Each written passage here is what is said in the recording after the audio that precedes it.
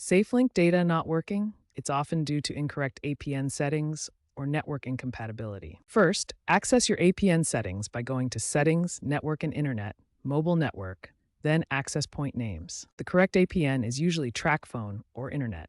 Ensure all details match SafeLink specifications. If 5G is causing problems, toggle to LTE in Settings, Network and Internet, SIMs, preferred network type for a more stable connection. If APN adjustments don't work, try toggling between 5G and LTE to force a reconnection. If the problem persists, perform a carrier reset.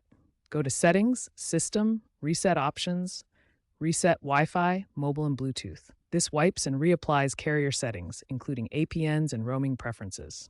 Note that you will have to restart your phone. According to SafeLink, carrier resets resolve a high percentage of Android update-related issues. By 2025, many users are using 5G-capable phones, and these fixes help resolve connectivity issues for a majority of users.